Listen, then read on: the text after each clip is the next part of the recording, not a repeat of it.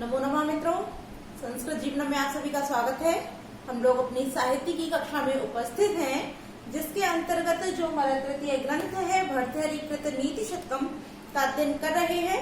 और अभी तक की कक्षाओं में हम लोगों ने नीति शतकम के कुल 40 श्लोकों का अध्ययन कर लिया है। आज उससे आगे के श्लोक 41, 42 और 43 के साथ आप सभी के समक्ष उपस्थित है। और आइए इन तीनों ही श्लोकों का अध्ययन करते हैं। तो जो भी मित्र हमारे साथ लाइव जुड़ चुके हैं, सभी लोग वीडियो की लिंक को अपने दोस्तों के साथ शेयर कर दें और अधिक से अधिक लोग लाइव आया कीजिए, क्योंकि यदि अधिक मात्रा में लोग लाइव होते हैं तभी मुझे अच्छा लगता है और मेरे अंदर ऊर्जा भी बढ़ती है और मैं अधिक से अधिक प्रयास करती हूँ आपको सरल से सरल और अच्छे से अच्छा यानी उत्तम कोटि का जो मैटर है वो आप सभी को प्राप्त कराऊं अर्थात उपलब्ध कराएं। और आप लोग अधिक से अधिक मात्रा में वीडियो को देखा कीजिए, क्योंकि यह सभी वीडियो आपकी एलटी, टीजीटी, पीजीटी के अनुसार, साथ ही साथ अगर सुपर टेट या टेट की तैयारी कर रहे हैं तो इस नीति शतकम ग्रंथ से भी बहुत ही महत्वपूर्ण युक्तियां आपके टेट और सुपर टेट में भी पूछी जाती हैं। तो आप लोग अधिक से अधिक मात्रा में लाइव आया कीजिए और हमारी कक्षाओं का अध्ययन करके सफलता को आवश्यक रूप से प्राप्त करें। तो आइए हम लोग हमारे आगे के श्लोकों का अध्ययन करते हैं। और कल तक की कक्षाओं में जैसा हम लोगों ने 40वें श्लोक अध्ययन कर लिया था, तो आज उससे आगे के श्लोकों का अध्ययन करते हैं। आइए आरंभ करते हैं। तो पहले दोहरा लेते हैं, तत्पश्चात अर्थात इसका वाचन करने के पश्चात इन श्लोकों का अर्थ जानते हैं। तो आप सभी मेरे साथ वाचन कीजिए कि राजन दुदुच्छसि यदि क्षितिधेनुमेतां तेनाद्य वत्समेव लोकममुषाढ तस्मिंश्च सम्यक् अंशं पोष्यमाणे नाना फलै फलति कल्पलतेव भूमि। अब यहाँ जैसा कि जो हमारी अंतिम लाइन है 41वें श्लोक की जो अंतिम लाइन है नाना फलै फलति कल्पलतेव भूमि, ये बहुत ही महत्वपूर्ण सूक्ति है और कई परीक्षाओं में यह सूक्ति पूछी जा चुकी है। तो अब क्योंकि कई परीक्षाओं में पूछी जा चुकी है और आगे भी पूछी जाती रहेगी, तो इसलिए आप इसको अंडरलाइन कीजिए और साथ ही साथ नोट्स बनाते चलिए। तो जैसा कि यहाँ लिखा हुआ है, यह जो सूक्ति है, तो सूक्ति प्रश्न ऐसे भी बन सकता है कि यह जो सूक्ति है किस पद्धति से ली गई है या किस ग्रंथ से ली गई है। तो यदि ग्रंथ की बात करते हैं तो नीति शतकम, इसके रचनाकार कौन है तो भर्तृहरि हैं। और किस पद्धति से है, तब यह भी हमारी अर्थ पद्धति से ही ली गई है। तो आइए अब इसका अर्थ जानते हैं। तो ये भर्तृहरि बता रहे हैं, तो राजा को संबोधित करते हुए कहा जा रहा है कि हे राजन, यह संबोधन के लिए प्रयुक्त किया गया राजन अर्थात हे राजन, यदि एताम माने इस क्षितिधेनुम, क्षिति माने होता है पृथ्वी और धेनु माने गाय, कि इस पृथ्वी रूपी धेनु। अब यहाँ पृथ्वी रूपी धेनु बताया अर्थात जो पृथ्वी है उसको गाय के समान बताते हुए, गाय का रूप बताते हुए यहाँ कह रहे कि पृथ्वी रूपी धेनु को दुदुच्छसि अर्थात दोहना चाहते हो या दोहने की इच्छा रखते हो। कि हे राजन, यदि तुम एताम इस पृथ्वी रूपी धेनु को दोहने की इच्छा रखते हो, तो आगे क्या कहे, तेन आद्य, तेन माने तो, आद्य माने आज, वत्स मेव, वत्स कहते हैं बच्चे को। अब यहाँ जब गाय बोला गया तो गाय का बच्चा क्या होता है, बछड़ा। तो यहाँ बछड़े से अर्थ है कि तेन आद्य, तो आद्य माने आज, वत्स मेव बछड़े के, एव माने समान, बछड़े के समान, अमुम माने इस, लोकम लोक का। अब लोक से तात्पर्य इस संसार या लोक में कौन रहता है, तो जन मनुष्य अर्थात जो प्रजाजन होते हैं उनके लिए कहा जा रहा है कि प्रजाजन का कुषाण माने पोषण करो।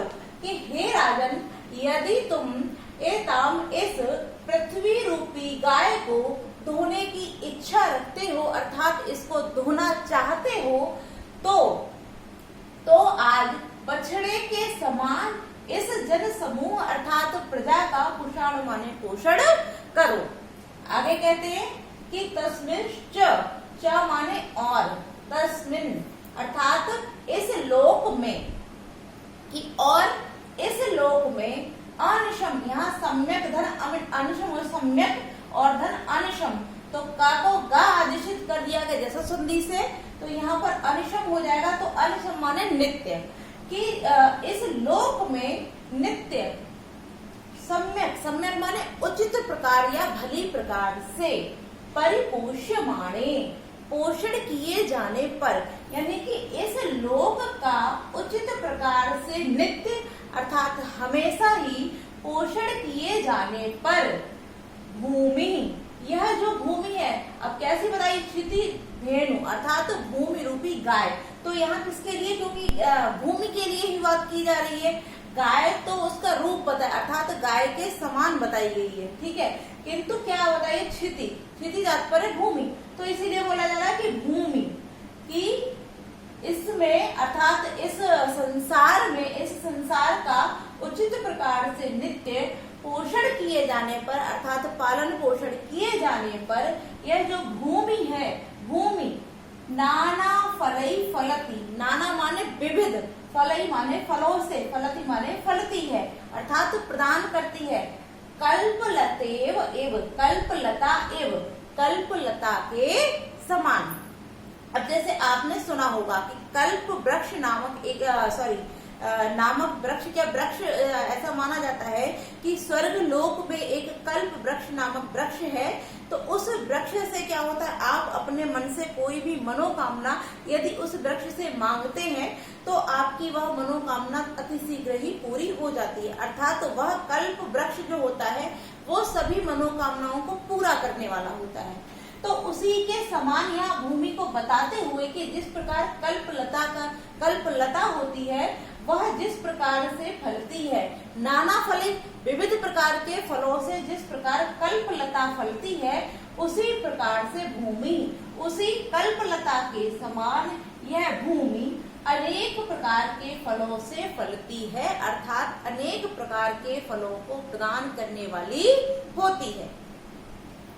अब यहाँ जैसे कि बताया कि नाना फलई फलती, तो हम सभी जानते हैं कि हमारे जितने भी अन्न इत्यादि उपज जो भी उत्पादन होते हैं यह किससे होते हैं, भूमि से होते हैं, अर्थात आप भूमि में मेहनत करते हैं, उसमें बीज डालते हैं, तत्पश्चात उस भूमि से ही वह फसल जब तैयार होती है तो उससे हमें वही कई सारी फसलें प्राप्त होती हैं। तो यहाँ नाना फलई, तो तात्पर्य यही होगा कि आप जितनी मेहनत उस भूमि पर करेंगे उतने ही प्रकारों के फलों को भूमि प्रदान करेगी। इनके साथ साथ जो भूमि फसलों को तो उत्पादन करती ही है, साथ साथ आप देखते हैं कि कई खदानें होती हैं, कई कोयले की खान होती है, कई हीरे की खान होती है, तो इस प्रकार की जो धातुएं होती हैं वह भी हमको किससे प्राप्त होती है, भूमि से। तो इसीलिए कहा गया है कि जिस प्रकार कल्पलता फलती है, कैसे, नाना फलई अनेक प्रकार के फलों से, जिस प्रकार से कल्पलता अनेक प्रकार के फलों को प्रदान करने वाली होती है, उसी प्रकार से यह भूमि कल्पलता के समान ही अनेक प्रकार के फलों से फलती है, अर्थात अनेक प्रकार के फलों को प्रदान करने वाली होती है। तो अर्थ जान लिया है, एक बार संपूर्ण अर्थ को पुनः देख लेते हैं कि हे राजन, यदि एताम इस क्षितिधेनुम पृथ्वी रूपी गाय को दुधुच्छसी दुहने की इच्छा रखते हो, कि हे राजन यदि तुम इस पृथ्वी रूपी गाय को दुहने की इच्छा रखते हो तो आज ही, अर्थात तो आज बछड़े के समान ही अमुम इस लोकम, इस समस्त प्रजाजन का पोषण करो, अर्थात जिस राज्य के तुम स्वामी हो, राजा हो, उसमें निवास करने वाले जितने भी प्रजाजन हैं उनका तुम बछड़े के समान ही पोषण करो।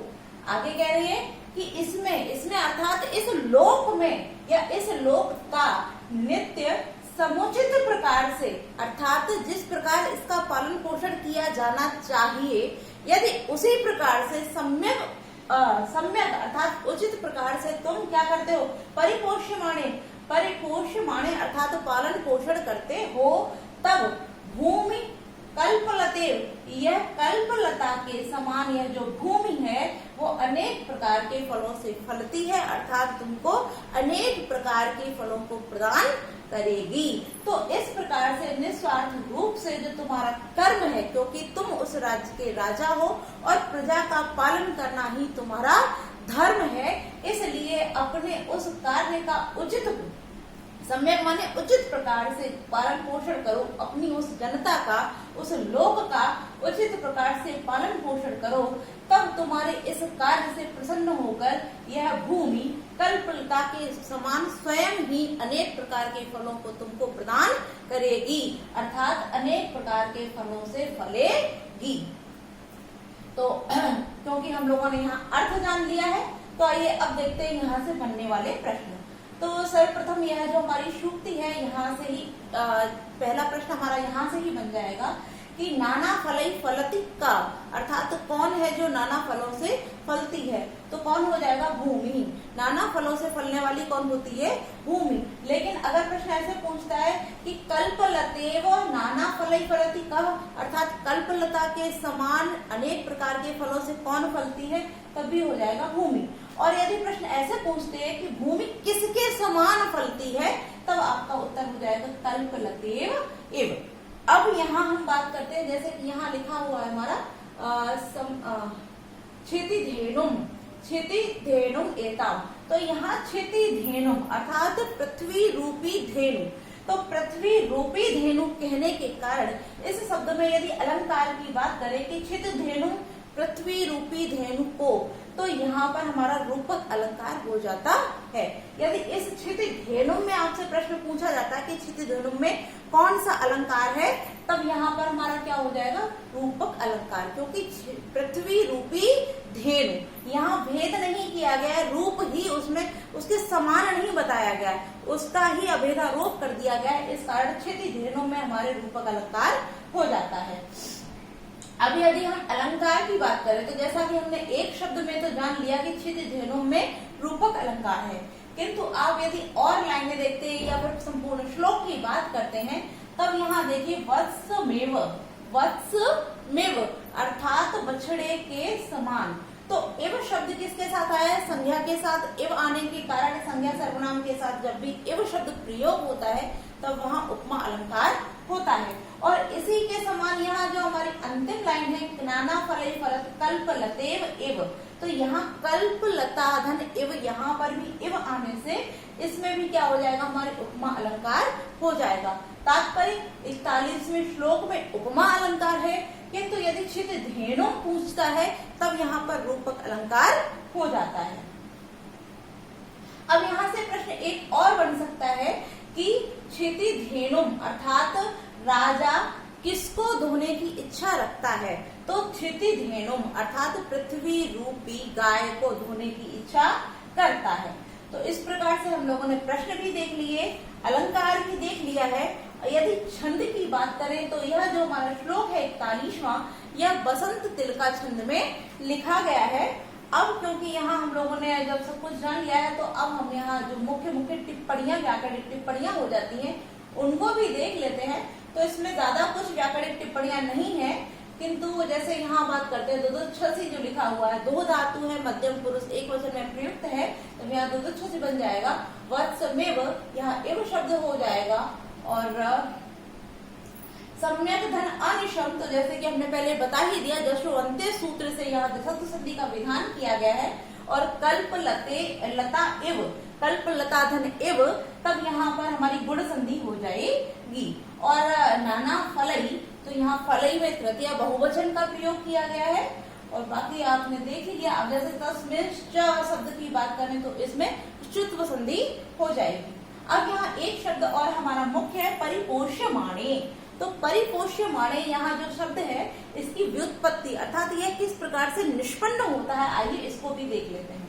तो आज हमारे पास बोर्ड पूरा खाली है, बता के नहीं, आपको लिख के हम समझा देते हैं इसमें किस किस प्रकार से कौन कौन सी धातु है और किस प्रकार से यहाँ परिपोष्यमाणे शब्द हमारा बनता है। तो परि उपसर्ग पूर्वक अर्थात परि उपसर्ग है, उसके बाद हमारा पुष धातु है, फिर उसके बाद है यक, और यक के बाद शानच प्रत्यय, सानच प्रत्यय अर्थात परि उपसर्ग पूर्वक पुष और यक के साथ जब सानच प्रत्यय का विधान करते हैं, तब तो परपोष्यमाण शब्द बन जाता है। और क्योंकि यहाँ सप्तमी विभक्ति है, तो सु आदि की उत्पत्ति करके यहाँ सप्तमी विभक्ति एक वचन में परिपोष्यमाणी शब्द हमारा बन गया है। तो इस प्रकार से हम लोगों ने 41वें श्लोक के संपूर्ण अर्थ को जान लिया, यहाँ से बनने वाले जो मुख्य प्रश्न थे उनको भी जान लिया, व्याकरणिक टिप्पणियां भी देख ली, संज्ञा इत्यादि जो थी वह भी जान ली है। अब बढ़ते हैं हम लोग आगे। अब देखते हैं हमारा 42वां श्लोक। तो यहाँ भर्तृहरि जी कहते हैं कि सत्यानृता च परुषा प्रियवादिनी च हिंस्रा दयालुरपि चार्थ परावदान्य नित्य व्यया प्रचुर नित्य धनागमा सा वारांगनेव नृप नीतिरेका रूप अनेक रूप। अब जैसे कि 41वें श्लोक में हमारी सूक्ति है, उसी प्रकार से जो 42वां श्लोक और उसकी जो अंतिम पंक्ति है वारांगनेव नृप नीतिरेका नेक रूपा, यह भी महत्वपूर्ण सूक्ति है और यह भी कई परीक्षाओं में पूछी जा चुकी है। तो आइए पहले अर्थ जान लेते हैं, तत्पश्चात इसके विषय में चर्चा करेंगे। कि सत्या, सत्या माने सत्य बोलने वाली, अंधता च माने और, अंधता माने झूठ बोलने वाली। तो यहाँ दो शब्द दे दिए, सत्या और अंधता, कि सत्य बोलने वाली और झूठ बोलने वाली। आगे कह रहे हैं कि परुषा, परुषा माने होता है कठोर, अर्थात जो कठोर हो। आगे कह रहे च माने और। अब देखिए सभी के साथ में च अर्थात दो दो प्रकार के या भेद बताते हुए कि जो उसके विपरीत है वह भी व्यवहार करती है, और जो उससे अर्थात कूल अनुकूल और प्रतिकूल दोनों प्रकार के व्यवहारों का यह वर्णन कर रहे हैं। कि परुषा माने कठोर, च माने और, प्रियवादिनी प्रिय बोलने वाली, हिंस्रा हिंसक, च और दयालु अपि, दयालु स्वभाव वाली, यानी कि हिंसक स्वभाव वाली भी और दयालु स्वभाव वाली भी। अर्थ परा, अर्थ की इच्छा करने वाली, अर्थात अर्थ के प्रति, अर्थ तात्पर्य धन, तो धन के प्रति लालच करने वाली अर्थात धन लोलुपा। और वदान्या, वदान्या माने दानशील, अर्थात दान देने वाली भी, कि कैसी है, दानशील भी है और धन की लालची यानी कि धन लोलुप भी है। आगे कह रहे नित्य व्यया, नित्य माने हमेशा ही, व्यय, व्यय माने खर्च करना, कि व्यय माने होता है खर्च करना, किंतु यहाँ किसको, धन को, कि नित्य ही अत्यधिक खर्च करने वाली है। च माने और, प्रचुर नित्य धनागमा, और प्रचुर मात्रा में यानी कि उचित मात्रा में नित्य धन आगमा, नित्य रूप से धन को इकट्ठा, आगम माने अर्जित करने वाली, तात्पर्य इकट्ठा करने वाली। स माने वह। अब यहाँ किसके लिए बताया जा रहा तो उसको बाद में देखेंगे। यहाँ स अर्थात किसी स्त्री रूपी, अर्थात आगे चलिए पहले देख लेते हैं कि वारांगनेव, वारांगना होती है, वारांगना कहते हैं जो वैश्या होती है उसको, कि वारांगना के एव माने समान, वारांगना अर्थात वैश्या के समान, नप नीति, नप माने राजा और नीति, राजा की नीति। अब राजा की नीति जो होती है उसको हम अन्य किस नाम से जानते हैं तो राजनीति के नाम से। तो यहाँ राजनीति के ही विषय में बताया जा रहा है कि राजनीति अनेक रूपा, अनेक रूपों वाली होती है। कि सा नप नीति अनेक रूपा, वह राजनीति अनेक रूपों वाली होती है, किंतु वारांगनेव, वारांगना के समान अर्थात राजनीति के समान। तो अब किस प्रकार से होती है, सॉरी वारांगनेव तात्पर्य वैश्या के समान, राजनीति नहीं, राजनीति के विषय में बताया जा रहा है कि जो राजनीति होती है वो अनेक रूपों वाली होती है, किंतु किसके समान तो वैश्या के समान। अब देखिए किस प्रकार से, तो यहाँ जितने भी ये विशेषण बताए जा रहे हैं सब किसके हैं, वैश्या के, कि वैश्या किस प्रकार से व्यवहार करती है। तो आप सबसे पहला क्या बताया है, सत्या, सत्य बोलने वाली होती है, अर्थात कभी कभी तो जो वैश्या होती है वो सत्य बोलती है। च माने और, अनृता झूठ भी बोलती है, अर्थात सत्य भी बोलती है और झूठ भी बोलती है। आगे कह रहे हैं कि परुषा कठोर भी बोलती है, अर्थात कठोर बोलने वाली भी होती है। च माने और, प्रियवादिनी प्रिय बोलने वाली भी होती है, अर्थात उसका जो स्वभाव है वह कठोर भी होता है और प्रिय बोलने वाली भी होती है। आगे कह रहे हिंस्रा, हिंस्रा अर्थात हिंसक होती है, घातक होती है। और दयालु भी, और दयालु भी होती है, घातक भी होती है और दयालु भी होती है। च अर्थपरा अर्थात धन की लालची, धन लोलुप भी होती है। और वदान्या दानशील भी होती है, अर्थात दान देने वाली भी होती है। आगे कह रहे हैं कि नित्य व्यय, नित्य ही व्यय कराने वाली अर्थात धन को खर्च करने वाली होती है। और प्रचुर नित्य धन आगमा, प्रचुर प्रचुर मात्रा में यानी उचित मात्रा में नित्य ही, हमेशा ही, सदैव ही धन को एकत्रित, आगम माने अर्जित करना, तात्पर्य इकट्ठा करने वाली भी होती है। कि जो वैश्या होती है उसके 10 गुण बताए गए हैं, अर्थात यहाँ 10 प्रकार के रूप बताए गए हैं। ये सत्य भी बोलती है, झूठ भी बोलती है, परुषा भी होती है अर्थात कठोर भी होती है, और प्रियवादिनी, प्रिय बोलने वाली भी होती है। हिंस्रा, हिंसक अर्थात घातक भी होती है, और दयालु भी होती है। धन की लालची भी होती है और दानशील भी होती है, और नित्य अत्यधिक धन खर्च करने वाली होती है। तो उचित प्रकार, उचित मात्रा में नित्य धन को एकत्रित करने वाली भी होती है। कि यह जो वैश्या होती है, इस वैश्या के ही समान जो राजनीति, नृपनीति अर्थात जो राजा की नीति, राजनीति होती है, वह अनेक रूपों वाली होती है। तात्पर्य जिस प्रकार से वैश्या के अनेक रूप होते हैं, उसी प्रकार से राजा की नीति अर्थात राजनीति भी अनेक रूपों वाली होती है। तो यह अंतिम लाइन बहुत ही महत्वपूर्ण सूक्ति है। इसको आप लोग अंडरलाइन कर लीजिए और नोट्स बनाते चलिए। तो पुनः हम लोगों ने अर्थ जान लिया है, तो अब देखते हैं, क्योंकि यहाँ किस प्रकार से बताया जा रहा है, तो प्रश्न किस प्रकार से बन सकते हैं। सर्वप्रथम प्रश्न आपका यही बन जाता है कि नृपनीति का रूपा भवंती, अर्थात जो राजनीति होती है वह कितने रूपों वाली होती है। तो आप उसमें ऐसे भी दिया जा सकता है, या तो अनेक रूपा, एक रूपा, विविध रूपा, इस प्रकार से भी ऑप्शन हो सकते हैं।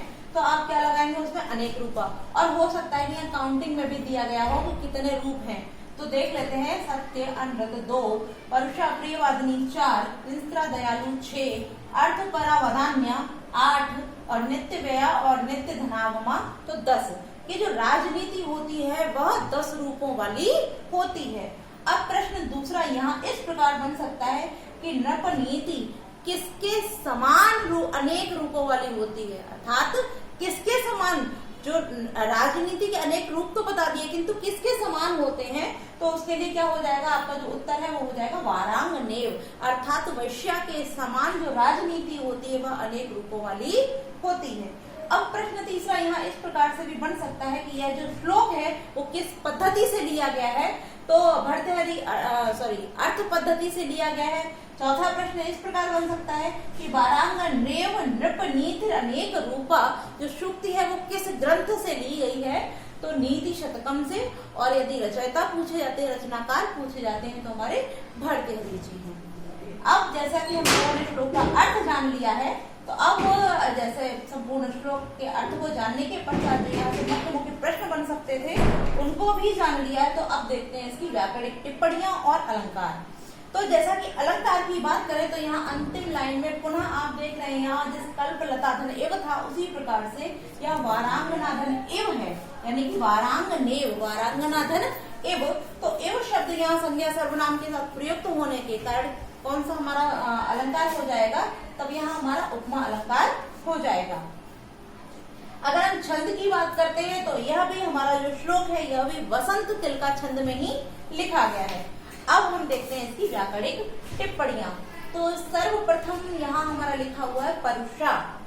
परुषा शब्द जो है तो इसकी जो व्युत्पत्ति है प्र के साथ जब हम ऊषण और उसन के साथ जब हम ताप प्रत्यय जोड़ते हैं तब हमारा परुषा शब्द निष्पन्न होता है। प्रियवादिनी, प्रिय बोलने वाली। अगर हम प्रियवादिनी शब्द की बात करें तब यहाँ पर हमारी जो समास हो जाता है वह कौन सा हो जाएगा, प्रिय बोलने वाली। तो यहाँ बहुब्रीहि समास हो जाएगा। दयालु धन अपि, तो यहाँ दयालु धन अपि में हमारी विसर्ग संधि हो जाएगी। च धन अर्थपरा, चार्थपरा, तब यहाँ पर हमारी जो संधि होगी वह कौन सी हो जाएगी, दीर्घ स्वर संधि। अब यहाँ जो दयालु शब्द जो है इसकी भी निष्पत्ति देख लेते हैं। तो दय धातु के साथ जब आलुच प्रत्यय का विधान करते हैं तब हमारा यहाँ पर दयालु शब्द निष्पन्न हो जाता है। और यदि आगे लिखा हुआ वदान्या, इस शब्द की बात करें तो वद धातु के साथ आन्य और अन्य के साथ टाप प्रत्यय जुड़ने से हमारा वदान्य शब्द निष्पन्न हो जाता है। नित्य व्यया, यहाँ पर भी बहुब्रीहि समास हो जाएगा। ऐसे ही नित्य धनागमा, यहाँ पर भी हमारा बहुब्रीहि समास हो जाएगा। और वारांगना धन इव, तो जैसे अभी हम लोगों ने चर्चा कर ही ली थी, यहाँ पर हमारी गुण संधि हो जाएगी। और नृप नीति ही, नीति रा को विसर्ग हो जाएगा, रा से आ निकलेगा तो अनेक रूपा, यहाँ विसर्ग संधि हो जाएगी। और यदि अनेक रूपा शब्द की बात करते हैं तब यहाँ पर भी हमारे बहुब्रीहि समास हो जाएगा। अनेक रूपा मेषा साम, अर्थात अनेक रूपा बहुब्रीहि समास। तो इस प्रकार से हम लोगों का 42वां श्लोक भी संपूर्ण हो गया। अब हम हमारे 43वें श्लोक की ओर आगे बढ़ते हैं। तो आइए इसका वाचन कर लेते हैं, तत्पश्चात इसके अर्थ को जानेंगे। कि आज्ञा, आज्ञा अर्थात आज्ञा देना या आज्ञा का पालन। कीर्ति, कीर्ति माने होता है यश। पालनम ब्राह्मणा नाम, तो यह ब्राह्मणों का पालन। दानम, दान देना। भोगो, उपभोग करना। मित्र संरक्षणम च माने और मित्र का संरक्षण करना। ये शाम एते षड गुणा न प्रवत्तया, न प्रवत्ता। ये शाम माने जिनमें, एते माने यह, षड माने 6, गुणा माने गुण, न माने नहीं, प्रवत्ता माने उपस्थित होते हैं।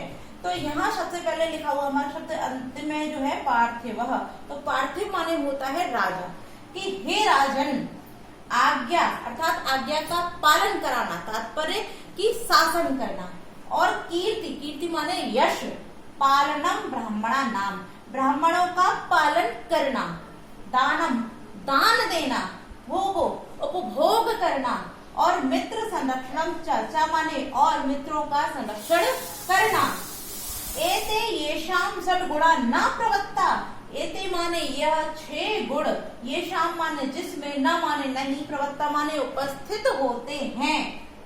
तेषाम उनके, उप आश्रयेण, अब उनके किनके, पार्थिव तात्पर्य राजाओं के, उन राजाओं के उपाश्रयेण आश्रय लेने से, का अर्थ, क्या अर्थ अर्थात क्या प्रयोजन। तात्पर्य यहाँ 6 गुण बताए जा रहे हैं कि यह 6 गुण जिस राजा में नहीं है, ऐसे राजाओं का आश्रय यदि किसी ने ले रखा है, ऐसे राजा के सानिध्य में यदि कोई व्यक्ति रह रहा है, तो उसका ऐसे राजा के सानिध्य में रहना ही व्यर्थ है। क्यों व्यर्थ है? क्योंकि जब उसमें यह 6 गुण है ही नहीं, तो वो किस प्रकार से आपको आश्रय, उचित आश्रय प्रदान कर सकता है। तो ये 6 गुण कौन कौन से हैं पुनः देख लेते हैं। तो आज्ञा अर्थात उचित शासन। कीर्ति, जिस राजा की कीर्ति चारों दिशाओं में फैली हुई हो, ऐसा राजा अर्थात यश। पालनम ब्राह्मणानाम, ब्राह्मणों का पालन करने वाला। दानम, नित्य दरिद्रों को दान देने वाला। भोगो, जो उचित वस्तुएं हैं, उपभोग की वस्तुएं हैं, उनका भोग करना। च मित्र संरक्षणम, और मित्रों का संरक्षण करना। ये 6 गुण ये शाम जिसमें उपस्थित नहीं है, जिस राजा में यह 6 गुण नहीं है, क्योंकि राजाओं में ये सभी गुण होने चाहिए। जिस राज्य का वह राजा है, उसके जितने भी ब्राह्मण हैं उनका वह पालन करे, अर्थात उनको समान, उनकी योग्यता के अनुसार वह उनको उचित प्रकार से सत्कार करे। दूसरा, उस राजा की जो कीर्ति है, जो उस राजा की कीर्ति है वो चारों दिशाओं में फैली हो, अर्थात जो राजा है वह कीर्तिवान होना चाहिए। और उसका जो आज्ञा अर्थात उसकी आज्ञा है वो सभी उसके जो नगरजन है या अन्य राजा लोग हैं उनके सिरोधार्य होनी चाहिए, अर्थात शासन करने में उत्तम हो, जिसकी यश कीर्ति चारों दिशाओं में फैली हो और जो अपने राज्य के ब्राह्मणों का पालन करता हो। इसके साथ ही साथ अपने राज्य के दरिद्र व्यक्तियों को दान देने वाला हो, वस्तुओं का उचित उपभोग करने वाला हो और मित्रों का संरक्षण करने वाला हो। ये सभी गुण राजाओं में विद्यमान होने चाहिए, किंतु जिस राजा में यह 6 गुण नहीं होते हैं, उपस्थित नहीं होते हैं, ऐसे राजा से, तेषाम माने ऐसे राजा का आश्रय प्राप्त करने का अर्थ अर्थात क्या अर्थ, क्या प्रयोजन। तो ऐसे राजा का आश्रय प्राप्त करने से कोई भी लाभ नहीं होता है। अब यहाँ जैसे कि हम लोगों ने जान लिया है कि यहाँ राजाओं के कितने गुण बताए गए हैं, तो 6 गुणों का वर्णन किया गया है। और यदि ऐसे राजा, जिन राजाओं के अंदर ये गुण नहीं होते हैं, तो उन राजाओं का आश्रय प्राप्त करने का कोई लाभ होता है, अन्यथा नहीं होता है तो इस प्रकार से भी यहाँ प्रश्न बन सकता है कि ऐसे राजाओं का आश्रय प्राप्त करना चाहिए अन्यथा नहीं। तो आप इसका भी उत्तर को अर्थ ऐसे राजा का आश्रय प्राप्त करने से कोई भी लाभ नहीं होता है। और यदि प्रश्न इस प्रकार से पूछा जाए कि राजाओं में कितने गुण होने चाहिए, तो आज्ञा, कीर्ति, पालनम, ब्राह्मणानाम, दानम, भोगो, मित्र, संरक्षणम च, अर्थात ये 6 गुण राजा में विद्यमान होने चाहिए। तो हम लोगों ने यहाँ से इसका अर्थ देख लिया है। जो साहित्यिक प्रश्न बन सकते थे वो भी देख लिए, क्योंकि इससे अधिक यहाँ साहित्यिक प्रश्न मेरे उम्मीद से नहीं पूछे जा सकते हैं। तो आइए अब जानते हैं इसकी व्याकरणिक टिप्पणियां और अलंकार इत्यादि छंद को। तो अगर हम इसमें छंद की बात करें तो इस श्लोक में शालिनी छंद का प्रयोग किया गया है। किसका? शालिनी छंद का। और शालिनी छंद का जो लक्षण है आइए लिख देते हैं। शालिन्या, शालिन्युक्ता, शालिन्युक्ता, मतौ, तगौ, मतौ, तगौ,